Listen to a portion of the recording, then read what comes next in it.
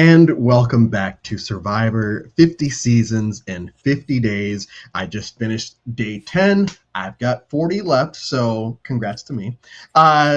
Finished watching Survivor Palau, a season that the last time I did this dropped a lot in my own personal rankings, but I think that this time, with removing all types of biases, I kind of came back up, especially that last 2 or 3 episodes. I'm joined once again by Steven from Survivor Quotes X on all the social medias.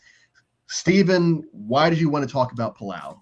Palau is my favorite season, and I would say it has one of the most unique season-long storylines that's well told and underappreciated. And I love this season, and I could talk about it probably for hours, but Okay. we'll keep it contained tonight. Yeah.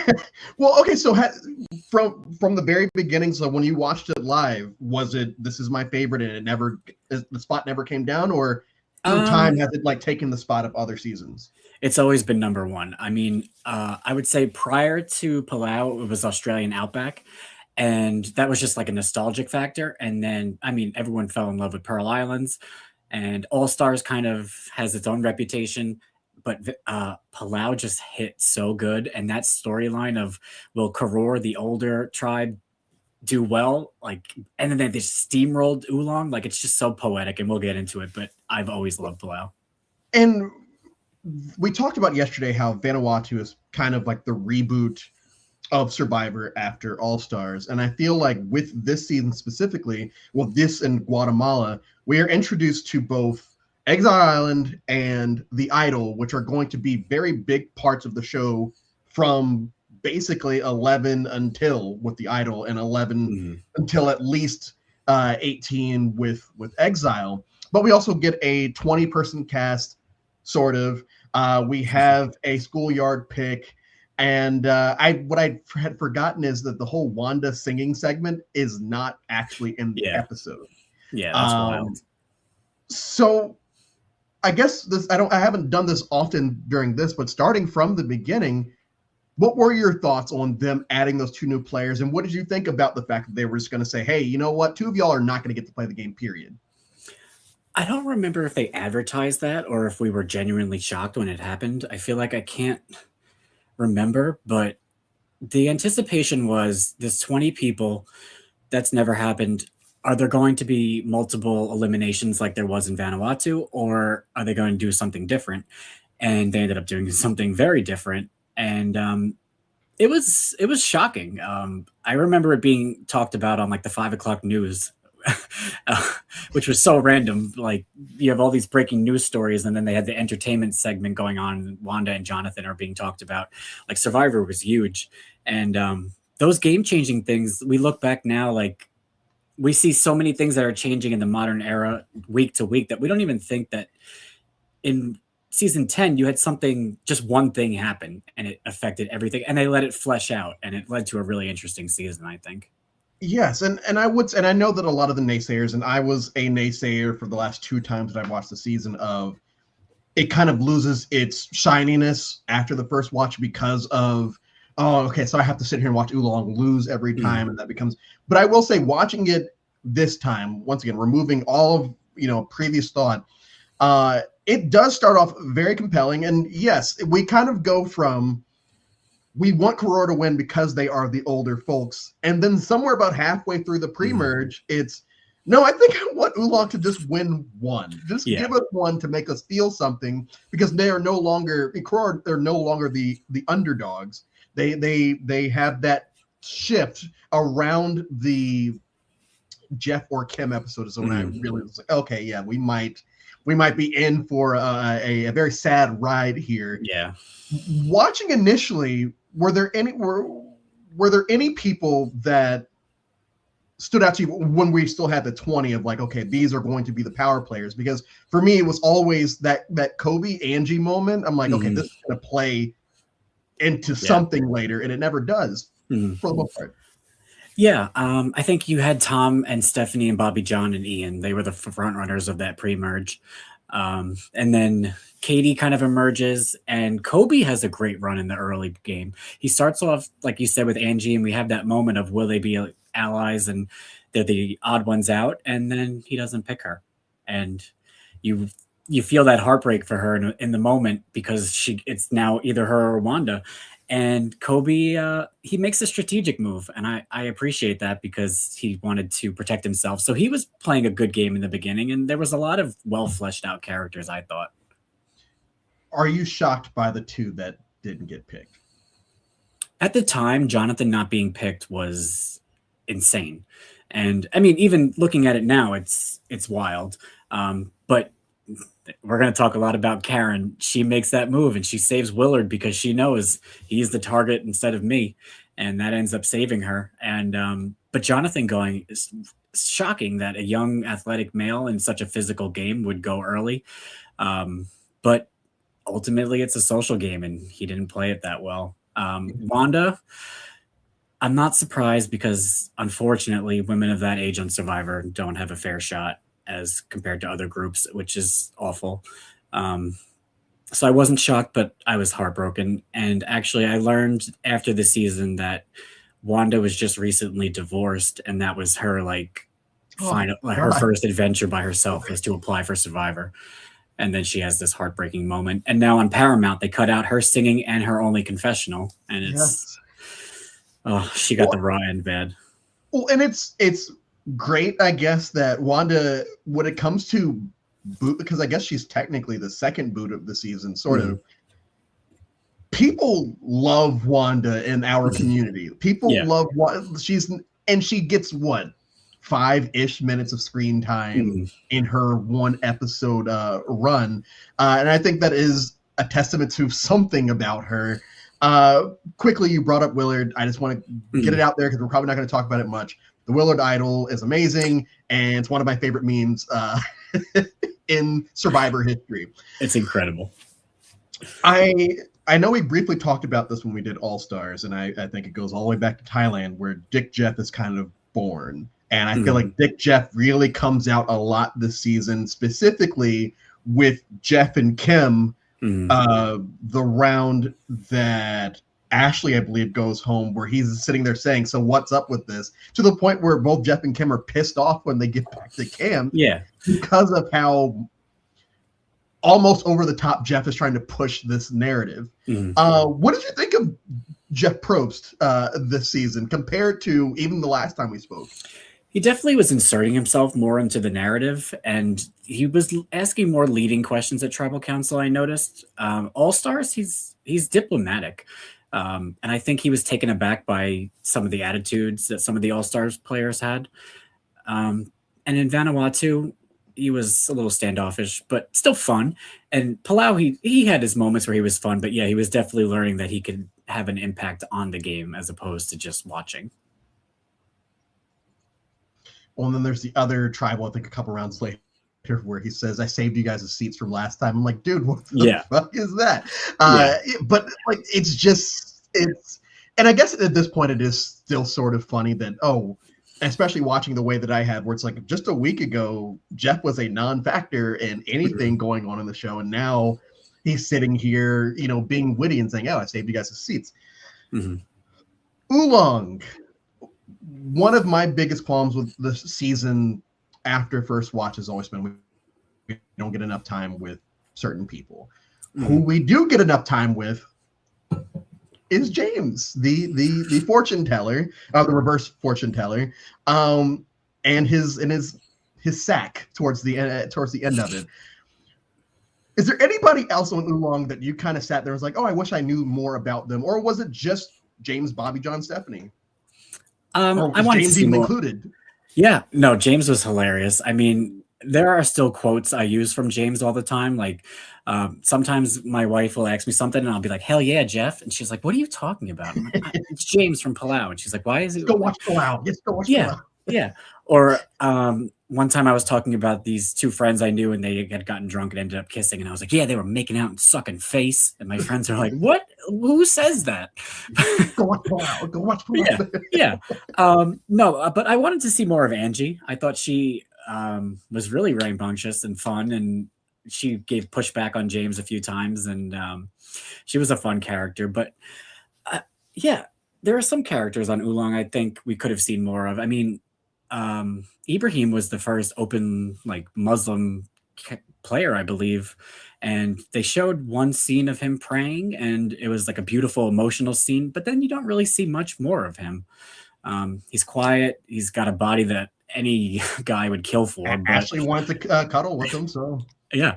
But yeah, like players like that, you want to see more of.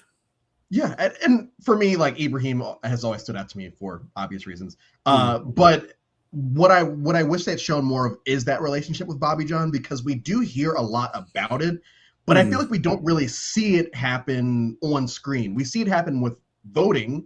We see it happen in confessionals where Stephanie will say, oh, they're from the same state. You know, they have a lot of the same interests. Bobby John will say, oh, yeah, we have kind of this agreement.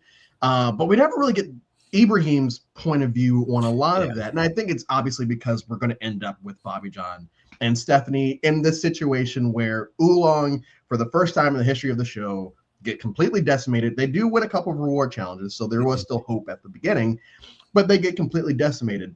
Over on the Karor side, it's Tom's Cool Kids Club, Tom and Ian's Cool Kids Club, and then there's Willard, Janu, and Kobe. And Caryn. And Caryn. Don't forget. She's right there. She's right there. Finish watching. I kind of put Caryn in the Cool Kids Club. By the time the season is over, I definitely put her in the Cool Kids Club. But we won't talk about Caryn just yet. What were your vibes on Karor? Was it like me where you go from rooting for them to like, okay, I hope they lose at least once? Or was it?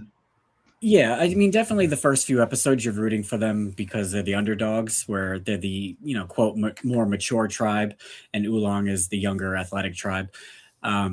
So I'm rooting for them. I enjoyed seeing Tom in that second challenge, pulling that chest all by himself underwater, winning the challenge. And then they get that lucky break. Unlucky for Jeff, where he hurts his ankle, and they go on to win Hot Pursuit, and it's like an epic showdown. But yeah, once it gets around to like Ulong being down to 4 people, you're like, all right, this is just, you want them to not be devastated, but at the same time, you're also hoping that it would be kind of cool to see a clean sweep. And then there's that conspiracy. Did they do the late merge to try to see if they would get down to a tribe of 1? I don't know. Where do you fall on that? Or is it just, I don't know. I think they wanted, because they had the merge buff that was never released, but you could buy online. So I think they wanted to merge at 10, and they pushed it 1 extra round, and I don't blame them. No, I don't, because it led to very compelling television. It gives us Stephanie 1.0, which if they don't, they do a great job at burying Guatemala by the time Heroes vs. Villains happen. So if you don't count Guatemala, you understand why she is on the Heroes tribe in Heroes vs. Villains. And like, it is very compelling that one segment of the potential or the eventual merge episode where she's having all of these moments of, oh yeah, Bobby John taught me how to start a fire. I don't know what's going to happen afterwards. And then that moment where she realizes, hey, I'm going to join Karor, merge. And you feel happy for her. And then, we're going to get to it a little later, but the Janu thing and watching her try to fight in that moment, you really. And I will tell you the truth of what happened at that tribal council. Okay. So when we get perfect. Yeah. Quickly, and I messaged you earlier. If y'all don't know what James the Fortune Teller thing is, go follow the Funny 115. What I did during pre-merge today was I took a shot every time James predicted something that didn't come true, which I believe ended up being 8 shots, but over the course of 7 episodes. So everything gets fine. I have in my notes what could have been with Greg and Jen, because it's not a merge. It's not a merge storyline. It doesn't start as a merge storyline. It starts very early in the pre-merge of Greg and Jen are saying, yeah, Tom has to go at some point. They go to Kobe about it, like, hey, at some point we're going to have to do something about this. And then the merge happens, and it's still like, okay, we're going to do something. We're going to do something. And it ultimately doesn't come to fruition. They actually get Greg gets sniped before anything can happen. But this duo, like, we're not talking about the showman's aspect of it.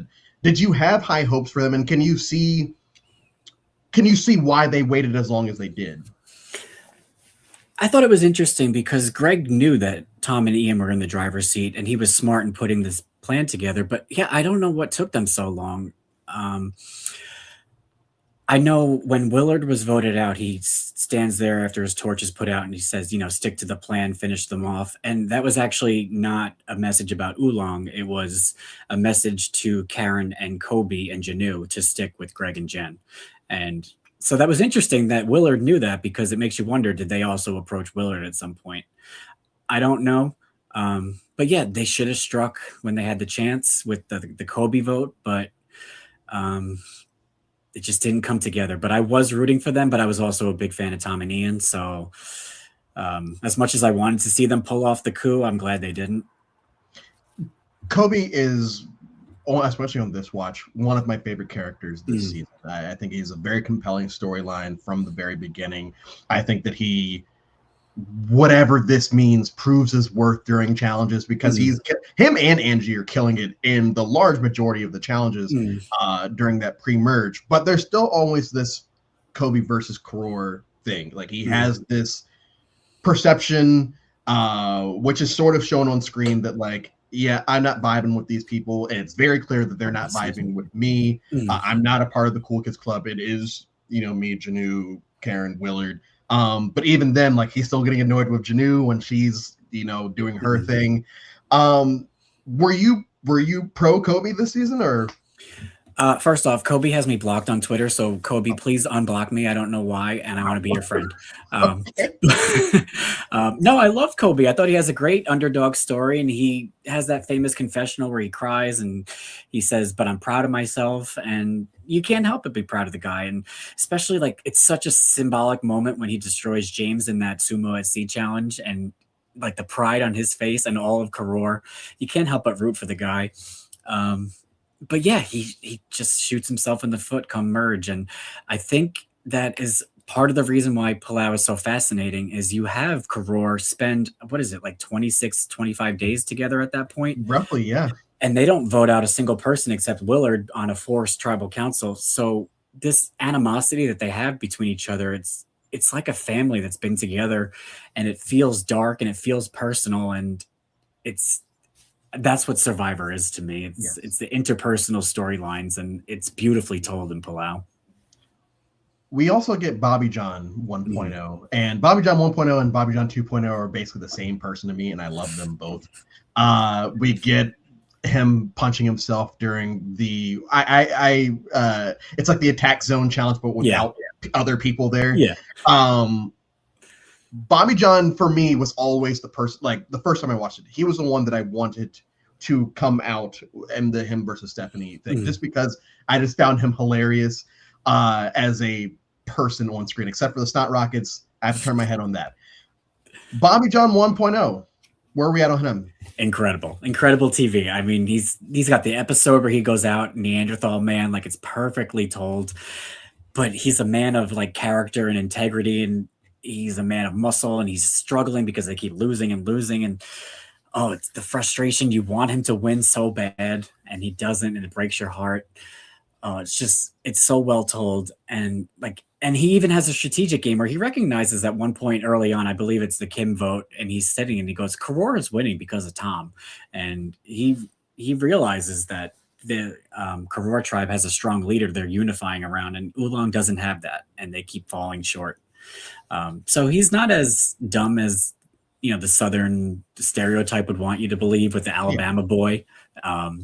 So he's a well-rounded character, and I would have loved to have seen him a third time. I mean, I feel like he's still relatively young enough, right? That he has to be, right? Yeah. Probably in his early 40s. Yeah, probably. So, yeah. I mean, I wouldn't mind seeing, but we're going to talk about this a little later. There are a couple people this season that I would have enjoyed see come back, and I have a conspiracy theory on why one hasn't been invited back, but we'll get to that later. Okay.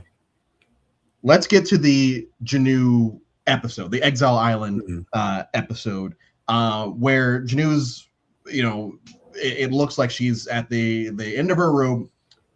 We have the Hold Your Breath challenge. She's first out. She has to go to exile, and she has this beautiful segment where she kind of builds fire. She kind of comes to terms with basically everything, and then we get back to camp, and the vote has now been flipped onto Stephanie, or at least she tries to confront Ian about it, and Ian's like, "Yeah, who else would it be?" So what's up with the Janu Tribal Council? Yeah, so the original plan was for Karor to go to Tribal Council, have a normal Tribal Council, and vote out Stephanie. And then once Stephanie's torch was put out and Jeff says it's time to go back to camp, Janu was going to step up and say, I want to quit the game. But they wanted Stephanie out first. And that's what Karor decided as a group, I guess. And I only know this because of a member of Karor who told me this. So I'm not just making up stuff. But it's not Kobe. No, because he's blocked. He's got to unblock me. It breaks my heart. Oh, Kobe, you're killing me. I have your autograph over here. So apparently production found out about this plan. I don't know if a cameraman overheard or someone said it in a confessional. So Jeff confronts them at Tribal Council and they all say, yeah, it's true. And Janu goes, they shut down the cameras and Janu says to Jeff, I will quit before the vote to save Stephanie if I still get my prize money and I get to be on the jury. Because if you quit the game, you didn't get prize money at the time, or they were threatened with that. I don't know legality. So Jeff and production went and spoke privately by themselves, came back and said to Janu, yes, if you quit before the vote and only one person goes home, because then they're short an episode, you'll get your prize money, you get to be on the jury.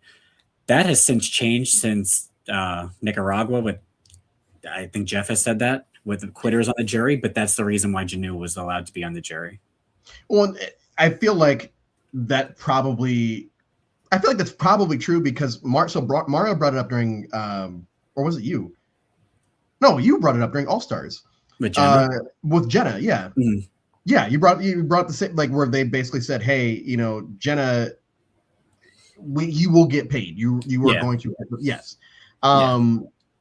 The only reason is because he brings up a lot of fun facts as well. So like now you guys are like totally ingrained in my head as the same person. Mario has countless facts. Going back around earlier, and we don't have to touch on it too long, but I know Tom wins 5 this season. I didn't remember it being the merge challenge because in my head, Stephanie wins that because she has to win it. Yeah. And she jumps for pizza. Yeah. And that pizza looks terrible. Like I got my pizza shirt. She probably did feel I've got my Dominoes in the back. This is from Justin from 48. Oh yes, it's Justin's shirt. Pizza, yeah. It shocked me. Like because I just did not remember it happening like that. It shocked me when she jumped. I'm like, oh, she loses this? Yeah. Tom win? Okay, but I know she doesn't go home for a couple of episodes. Does it shock you that she jumps? Yeah, absolutely. I don't know why she would, and the fact that she didn't go home is a miracle. I mean, Kobe must have really pissed them off. Well, let's not slander Kobe here. No. They were probably offended at his greatness. So, no, I love you, Kobe. I don't understand it. But no, she definitely should have got home at that vote if Karor is playing in their best interest. But there was still that storyline going on that the audience didn't know the answer to, was Tom, Ian, Steph, and Katie staying together from episode 1. So there was still that saving grace. And you had that conversation that Stephanie and Tom have at the merge where he goes, I'm going to look after you. So going into Tribal Council, you think it's a fair chance it's going to be Stephanie, but you kind of think maybe she has a way of staying. And she does, and it's a miracle. Yeah. Well, and then I think Tom's. No, this happens later. Okay, so first we're gonna get to the Stephanie vote episode where Caryn Sucks is born, and we're gonna talk about Caryn.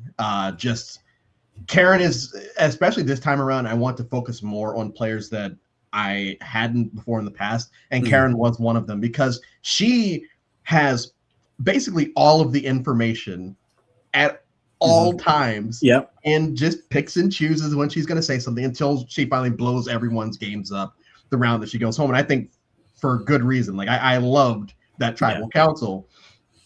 Caryn's always been, for me, 4th or 5th favorite person on the season. I feel like she might be top 2 after this watch. You said you have her in your background. Let's talk about Caryn. So I have her autograph here. My friend T-Bird and I were coordinating, and I said, T-Bird, I hate to ask you a favor, but can you help me get an autograph from Caryn? So it says, I'm a very good actress, very, very good. And then she followed up and she goes, I heard you have she goes, T-Bird told me you have a Survivor collection. And I said, yeah. And I sent her a bunch of pictures and she goes, I want to send you something. I'm like, Caryn Gradell is going to send me something? Like, is Jesus real? This is crazy. So she sent me the tree mail. This is from episode 3 where they did this like sumo, not sumo wrestling, like the wrestling for the inner tube. The one that Angie's like drowning Greg. Yeah. So this is seen on screen. And Caryn then texted me and she goes, I know you got it because I was tracking on FedEx. And she goes, it's a loan. So if you ever want to get rid of it or sell it, you have to give it back to me. And I was like, Caryn, I will give you my kidney as well. Like, please. So I'm very honored that she entrusts me like that.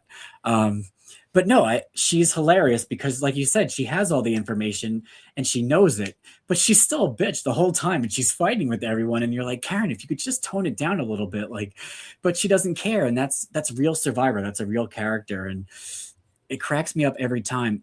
And the reason that I have my favorite what if moment is from Palau is because of Caryn.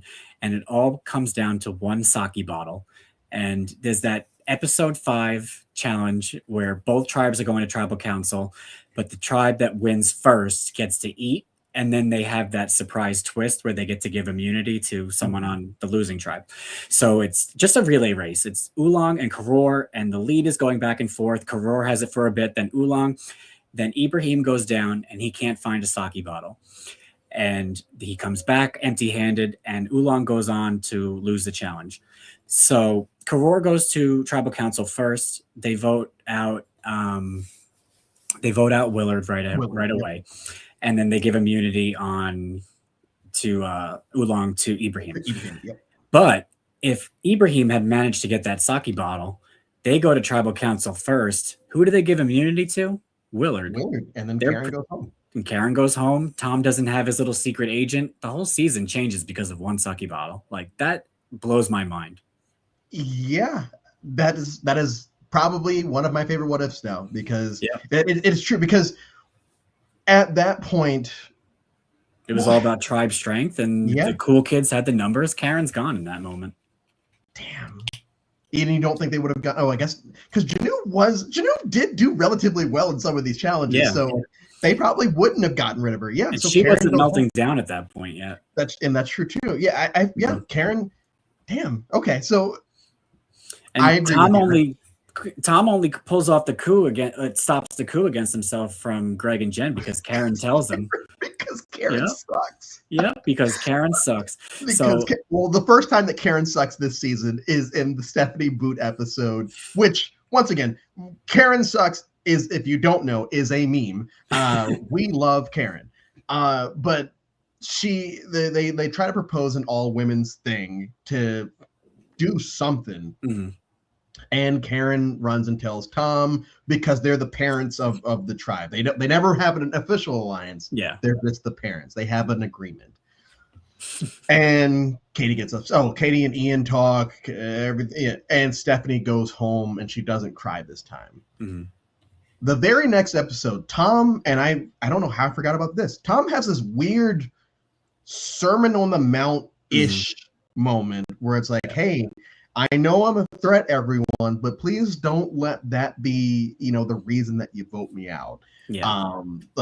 Please, I know everything that I've been doing. And he's saying it out loud to everyone. And yes, very ballsy. I joked about this during my Borneo recap. Is Borneo Joe Hunter's favorite season? Palau might actually be, because the winner of the season does at least exude honor integrity. What did you think about Tom's Sermon on the Mount? It was interesting because it kind of has a hero storyline. Well, it doesn't kind of. He has this whole heroic storyline, but then you start to see he gets a little nervous and paranoid, and the paranoia of Survivor creeps in, and he makes this speech, and he's kind of strong-arming people a little bit. And you can't help but understand it, because why not? He's got nothing to lose. But then you wonder, is he putting even a bigger target on himself? Like, maybe he shouldn't have said anything. I thought it was a risky move. It ended up paying off in the end, but yeah, that could have easily swayed everyone to be like, "Oh crap, I didn't realize," or "This is a bigger threat than we are handling at the moment." So yeah, it was definitely a risky move. We get to the final segment, and I would say that these last 3 episodes are great shit. Starting with this, and then we get to the reward challenge, the car challenge, and Greg's asking Jen's permission to do certain things. Ian and Tom agree beforehand. We probably that's later. No, this is not the cars. This is final segment. This is the family visit. This is the family, yes. But the 3 of the Jen, Greg, and Katie go on a yacht. Greg says, "We'll get you back." Tom says, "No, we'll get you back." I love that. They fuck off on their yacht, see their families. We've got these 3 sitting at camp, and the Caryn sucks the second round of Caryn sucks happens, where she becomes the world's greatest actress. Operation Italy should take notes on what Caryn did here, because it's so good. Because us as an audience, like, I feel like because we're in on the joke, it doesn't look as good of acting. But like, if you put yourself on the island, it's like, no, I'd buy this. Yeah, I would buy this immediately. How amazing or great of an actress was Caryn in this moment? She's an Academy Award winning actress. I mean, come on. She's got the EGOT. She's got everything. But no, she sells it well, because I think if Greg had sniffed out that he was the target, he would have, and Jen would have worked harder to keep Katie in.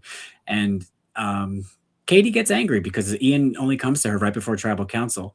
So maybe if Greg knew and got the jump, he wouldn't have gone home. So Caryn's acting skills, I think, were perfect for the moment and sold it so well. And I think even she believed in it to herself at some point. She pulls off the grump so well. She does. Well, and you talk about what ifs. And like I said, I feel like the last 3 episodes of the season are so good. We're in the era now where people are once when we get down to these numbers, rocks. It happened basically every season after Marquesa. Here, out of every season before we get to Blood versus Water, with the exception of the merge at South Pacific, this is one of the moments where it's like, I would love Rocks right here. Rocks would have been. This episode is already basically perfect. You give me Rocks here, depending on who goes home, because especially if Tom goes home here, that changes everything. Yeah. And for the better or worse, who's to say? Because this is a what if. But Rocks, you got to the point where Karor they're now turning on themselves, and also Caryn, the one that was out of the Cool Kids Club, is going to be immune because y'all tied. Yep. Man, it's like a fanfic moment. It's beautiful. It's the fanfic moment. And I think they would have gone to Rocks if it was the 3-3 tie. Maybe Katie would have flipped, but I don't see Greg or Jen defecting. And Tom and Ian were 100% in, and Caryn was too. Like, that would have been so perfect. But what we got instead was still great. A fun blindside. Yeah, we got a fun blindside instead. And you can't help but feel heartbroken for Jen in that moment too. You could see she's devastated. She puts on her Edgardo face. Yes, and we get to Final 5, and Final 5 is in my notes. It's just damn Ian, because of these last 2 episodes, it just everything kind of just goes downhill. And watching it this time, I planned on coming in here until the last 2 episodes saying, Tom and Ian are like a very underappreciated duo. You don't hear about them as far as all-time duos on the show. And I still feel that is the case, but these last 2 episodes are probably the reason that people don't put them as on the hierarchy of duos. It gets dark. Because the last 2 episodes is just Ian crying for, like, I get it. I get why, because he has made these genuine friendships, and they haven't had to vote. They've been bonding. They haven't had to trauma bond all season. They've just been bonding through happiness, and they've gotten to a point where they now have to have to turning on each other. and you feel for him. And I also kind of want to go to, before we touch on Ian as a whole, Katie being an underappreciated villain. I talked about this with All Stars and Vanuatu, how I feel bad for Rob and I feel bad for Twyla at Final Tribal. I don't feel bad for Katie at Final Tribal, but I do enjoy a lot of her mess during this season. Where you stand on Katie? She's a great character. She's hilarious. I think she's an underappreciated comedian of the game. And she's a great narrator too. Like she's telling the story a lot of the time. And I didn't really remember that until I rewatched recently on probably my like 25th time. No, of course I realized that. But no, she's a good storyteller, and she plays the first real selfish game when it was not okay to be selfish for a young woman, where she's basically saying, I'll flip back and forth. I don't care. And she's telling Caryn and Jen that, I believe, at one point, and maybe Stephanie there at some point. And you can't help but respect that. But then you understand why she doesn't win and doesn't even come close, because she's also not afraid to show her real emotions, and she can be catty and part of the Mean Girls Club. So it's a well-rounded reality TV show character in Katie, and I wouldn't have been sad to see her play again. Do you feel like there is any iteration of the final 6 that she wins at Final 2? If it was maybe her and Caryn, obviously not against Tom. I think if Ian would have not self-destructed and maybe took out Tom, and Tom was extremely bitter, but even then Ian, I think, takes it. Greg, Jen, I don't know. I think Katie versus Caryn is her best shot. Yeah, that's kind of what I have written down to, is like this Katie versus Caryn would be compelling as far as who actually. Every other situation, I do feel like it would be. I think there's even a case for a 7-0 in some of those spots. And we'll talk about Kobe's vote a little later. So we get back to camp after the Greg blindside, and Jen and Caryn are kind of just saying, yep, this is everything that's been going on, and y'all can choose to believe it or not. And we're going to blow it up again at Tribal. But before we get to that, we do have the car challenge. Ian and Tom agree, let's not take each other, because we can't let the 3 women sit there by themselves and figure something out.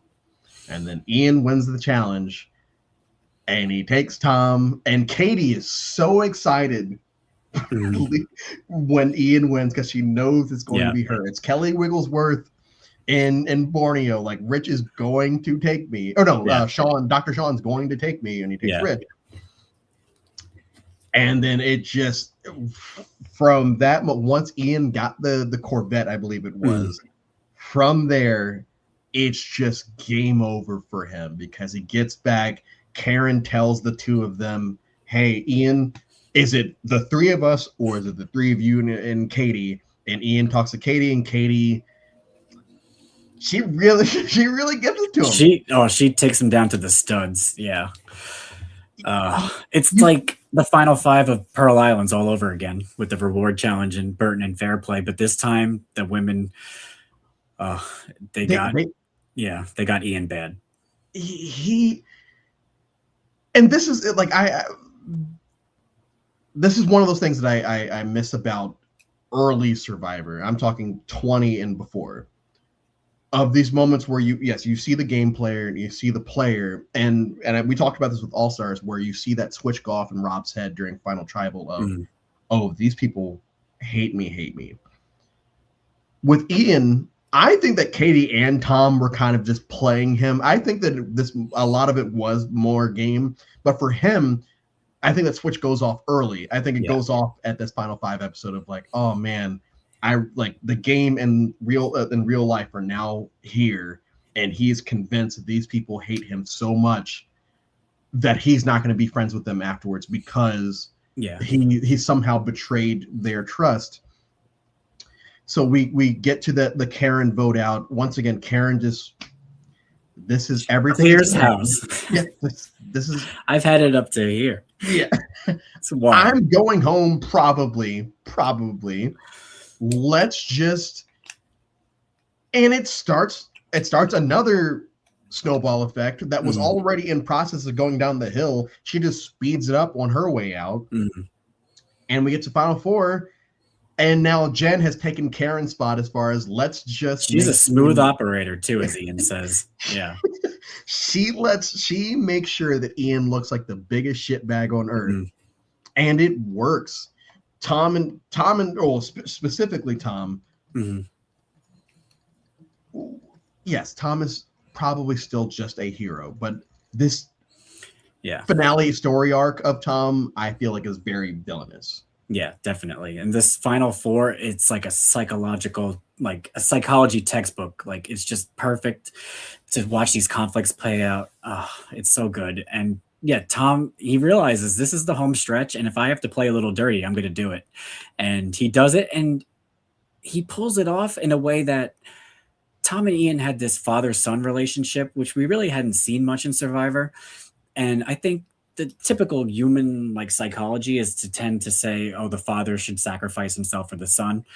But in Survivor, you got to be selfish. And Tom, quote, kills his son in this finale. And we'll talk more about that decision. But yeah, the Final Four here, I think Tom is genuinely hurt. And he takes that and he realizes, yeah, I got to be villainous. Yeah, I got to be selfish. Now I have permission to do it and not look like the quote bad guy. He doesn't want to come across as a villain. I can look at the hero who was crossed, and they really beat Ian at that Final Four tribal council, and they make him feel like a bag of garbage.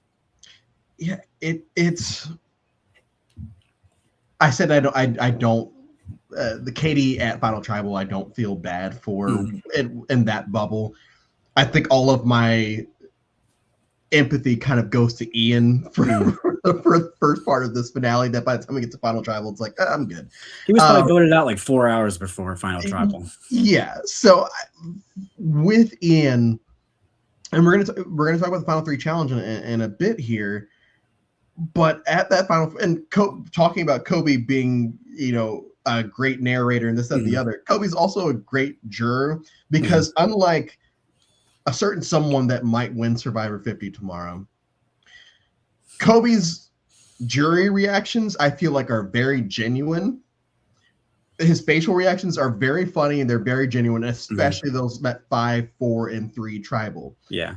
But at this 4, where we have a tie vote, we go to fire. Ian wins fairly quickly, at least on screen. We don't know how long it goes, but let's just say he won quickly. And we get to 3, and Tom once again just starts laying into him. Were you going to do this? Did you say this? And Ian has nowhere to hide because both people at camp are just tearing into him, and you feel so horribly for him here. Yeah, it makes you wonder if it crosses a line between what's fair and not fair. Of course, in Survivor, it is fair, but everyone in that game at that moment had to make their own decision on whether this was okay. And I think Tom and Katie were genuinely hurt, and it was a mix of that and also, hey, we can get Ian out right here because we could be the final 2. So it's fascinating psychologically because it's a selfish move, but it's also the right move. And it's also personal. These are real people with real feelings. They've been together at this point for 38 days nonstop. It hurts. This is a family. And we don't see that in modern Survivor. Well, it's the first tightest family that we have, because even Rotu, because of the swap, we don't have to, they work together the entire time and wiping out the other tribe. This is the first time that everyone has just kind of made it, we're not going to do this. And so we get to, I count this as the last big endurance Final 3 challenge, because even in Guatemala, it's like, okay, there is the ropes and everything. There's a shelf life to how long these people can do this. So the last long endurance Final 3 challenge for Palau, and Katie drops out early, which is still 6 hours. Yeah. She still goes forever. And Jeff's basically saying, hey, you guys aren't going to make a deal. Can we please go home? And this is the moment that I think, for me, and is this a conspiracy theory? I don't even know if it's been confirmed or not. the reason that Ian hasn't come back is because he basically quits here. Like he kind of just tells them, or tells Tom, I want you and Katie's respect. And if that means me jumping off and you take Katie to the end, if that's the way that I get it, then it's bigger than the $1 million. And once again, it's just more of a, I get why he's thinking like this, because he is now out of game mode. He's thinking about what happens after the game. And Tom's like, are you serious? Like, you sure you want to do that? Yeah. And Ian's like, yeah, that and Ian jumps. We have tribal right there. One, do you consider this a quit? I don't consider it a quit, but do you consider this a quit? And do you feel like this is why his name hasn't come up more often as far as? He was in, apparently he said yes to 50. And I saw that. I don't know how true that is, though. I saw that, but I haven't seen any confirmation, but I did see that video. I do consider it a quit, although I don't think that would bar him from coming back, because I think this quit could be, I don't like that Survivor has twisted it into like, this is the dumbest move ever, and they kind of touted that during Heroes vs. Villains. And yeah, it's a dumb move for Ian if he wants to win the $1 million, but he doesn't. And I find that storyline to be more interesting. And at that point, you see that the game is bigger than like the moment is bigger than the game. And you have, what's fascinating is you have Ian who's winning. He wants to win this final immunity challenge. He's up there for almost 12 hours, not to win the game, but to win people's respect and to win himself back. So he has that as his motivation. And then you have Tom at the other end. He just wants to win. He sees, I go and win this challenge, it's all over. So to see like those two different perspectives come head to head, we hadn't seen that before. And I don't think we've seen that since on Survivor.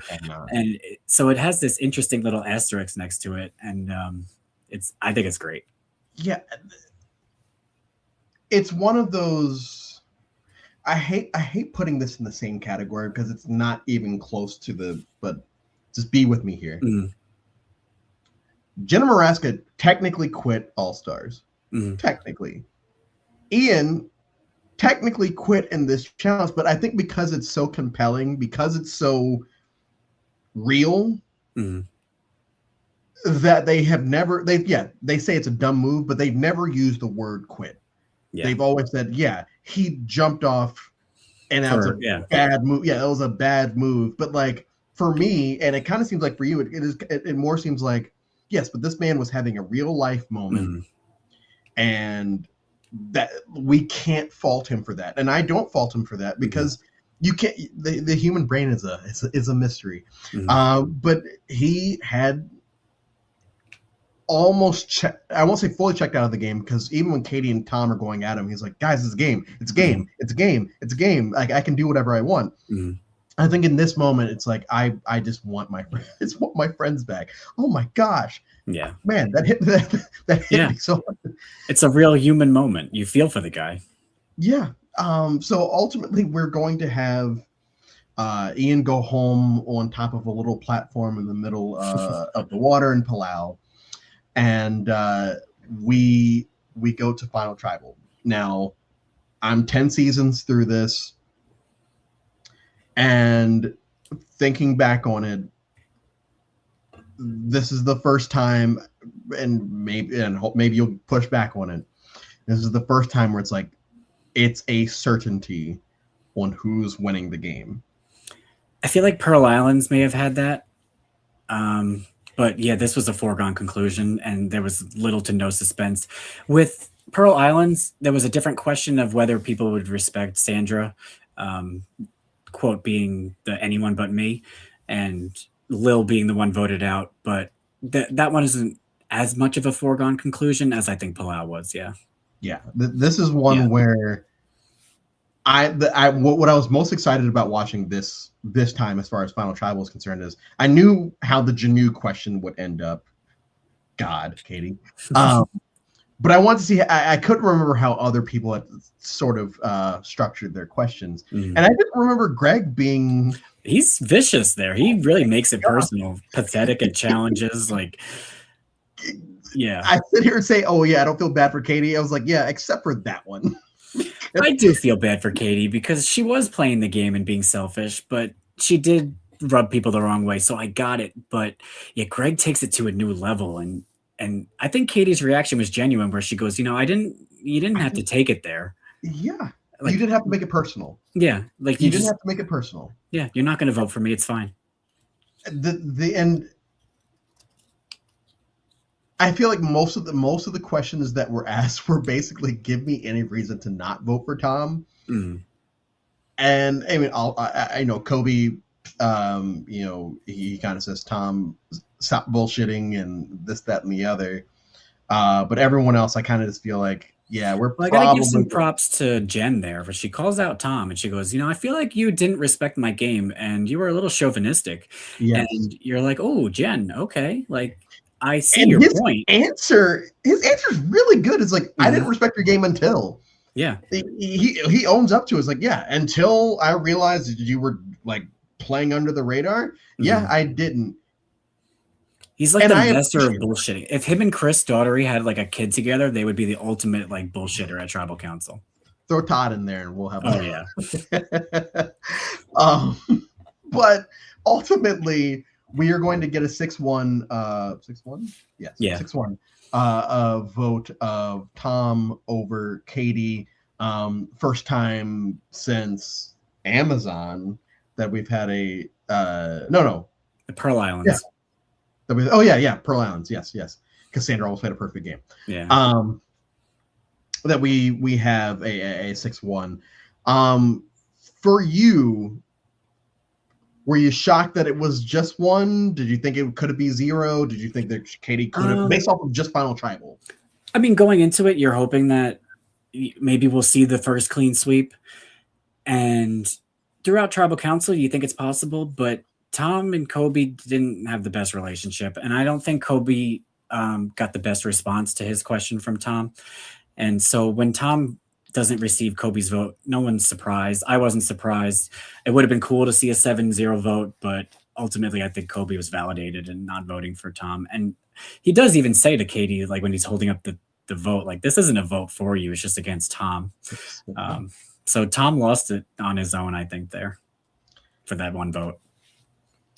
So, and I know we started off with this question and this is second to last, but so for you, Palau, your favorite season, mm-hmm.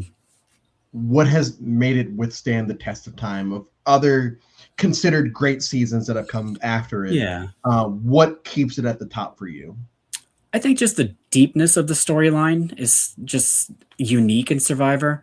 The early seasons have this kind of quality where I know Burnett was trying to make it into a movie, and he wanted to make it as exciting and it's cinematic, and it still is. But these early seasons just have this like nostalgic charm to it. And then you add in this dark, twisted storyline that we don't usually see on Survivor. And then it gets even more personal because they've been together for so long and they've been winning. We don't see that again, really. Like, it's so unique. Whereas I feel like other seasons, you're like, yeah, that was an epic blindside with an idol, and they managed to do a 3-2-1 split. And like, that's crazy. And I love those moments too. But in those blindsides, the storylines sometimes aren't that well established, where maybe they didn't want you to be as upset that the person was knocked out with an idol, so they may have edited things a little differently. So it's a little off. But with Palau, you understand why every single person goes home, exactly why. Like, there's no reason where you're kind of going, oh, I didn't really get why that person went. Like, from the beginning to the end, you understand why every player went, and you understand who they were friends with, who they got along with, why they made the moves they made. Like, Palau is so unique in that. I'm not saying it's perfect, but it's just unique. No, yeah. Beautiful. Yeah. This is, going off of that, for me, this is the last of the pure seasons of Survivor. Because we're going to get the idol next season. Yes, it's not the idol, but it's basically the idol. This is the last one where it's like, okay, this is just the game, and it's just social and strategic. We don't have to worry about anything else. Let's just focus on this. And we have to focus on, hey, rocks. Rocks is our biggest fear. We don't have to worry about idols or extra votes or anything like that. And this is what, and I think that's what why one of the bigger reasons I appreciated the season is everything's going to change tomorrow. Yeah. Everything's going to when Gary Hawkins and Hogaboom find the idol tomorrow, it's going to be like, okay, yep, this is where the Survivor idol changed, era. Yeah, the idol era is going to start. Soon I'm going to be into challenges where there are a bunch of colors because I'm a week away from HD, which I will say this is the first season that I've realized that it's not HD. I don't know why. It's a little fuzzy at points. It's exactly, but it was very. I'm going to miss this. I'm going to miss this moving forward because this is the purest form of Survivor, and we're going to lose that, next time. So like when people can, because I know that me and you talked about the other day where I don't complain about New Era. I don't complain about a lot of stuff of the show because it's my second favorite show outside of Lost. When people do complain about post-COVID Survivor, I always say a lot of those issues started 21 through 40. You can't. These are not new. These are not new things. You think these are new because you got to sit at home over a year and get nostalgic about this, but like a lot of this stuff started. It's been a slow progression. A lot earlier. We have the obligatory. Who would your ally be this season? Oh, Caryn. Me and her would be best friends. We would be those. Not see my side. We would be those two bitches that can't be telling each other exactly. Like we would be the most toxic pair, but we would run the game. We would have so much fun. I guess my ally has to be on Karor because I can't make fire. So even if I do make the final two on Ulong, I'm screwed. I really wanted to say Willard because it'd be fun, but. I feel like Janu would be fun. You could just sit around and be like pissy all day. Yeah. And not do anything, and people are just taking care of you. I feel like I would. Okay, so I feel like I would be allies with Katie. Yeah. Because if she's willing to flip flop as much as she's saying she's willing to flip flop, except for on Tom and Ian, and I do think she would have flip flopped at 7. Hey, like I know you're going after the men, but just keep me in mind that like, hey, I'm not with them. But I just want to get rid of Tom and Ian. So if we can do that and you don't get rid of me, that'd be great. Because Jen's not going to get rid of Greg. So so this is just the last time I watched this, I had Palau at 38 out of 46. Okay. It dropped that low because I'm just like, I don't care about anything that happens pre-merge. This time, like just 10 seasons in, I have it 6th out of 10. I know. I'm sorry. But I think that it'll probably end up being in the top 20 when everything is done. But I think because of where this is in Survivor history, as far as like this is the end of the peer era, because of the last 2 to 3 episodes of the season, and because of that switch at the pre-merge of rooting for one tribe and then rooting for the other, I think that's why it has now moved up so much higher. Because like, I get it again. It took me however many years, but I finally get it again. Yeah, Palau's really good because there are a lot of compelling things, mostly on the Karor side, but we get 3 returnees from this season. 3 returnees from this season.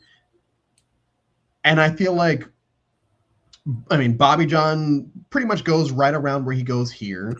Stephanie goes to the end, makes the merge in 50, goes home pre-merge in 20. Tom goes home pre-merge in 20. But these are people that you are excited to see when they do come back. Yeah. Last question, obviously, something that the modern day fandom would not appreciate and or like about Survivor Palau.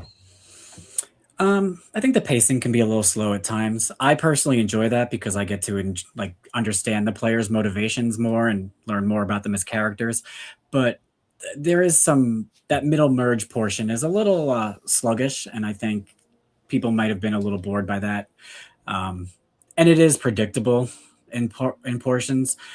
I don't mind that, but I could see someone making that complaint. Yeah, I feel like production for me, I feel like the fans would complain about, Stephanie has a clear winners edit because they focus so much on her, and she doesn't. She has a "I survived my dumpster fire" edit, and I feel like fans, because the fandom is what it is. Once again, I love us. I love us as a collective, but we've really gone off the rails the last couple of years. It's gotten very, very toxic.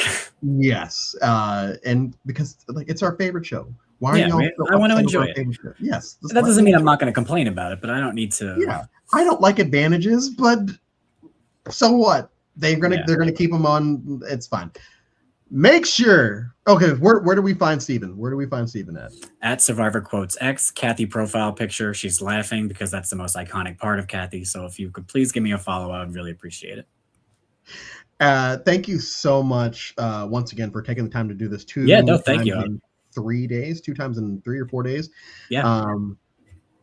And hope to have you back before the marathon is done. I know we talked about one season in particular. We'll talk about it later, but thank you again. Thank you to everyone in the chat, everyone in my DMs for continuing to support this. We will be back tomorrow for Guatemala.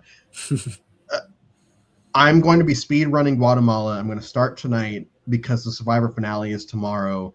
I need to watch at least 4 episodes tonight that I can finish at 6 to record until 7, so I can have an hour gap before the finale at 8. Wow. In the words of Greg Carey, you're a madman. Yes. But Stephen, thank you so much. And we will see you tomorrow night for Guatemala. All right.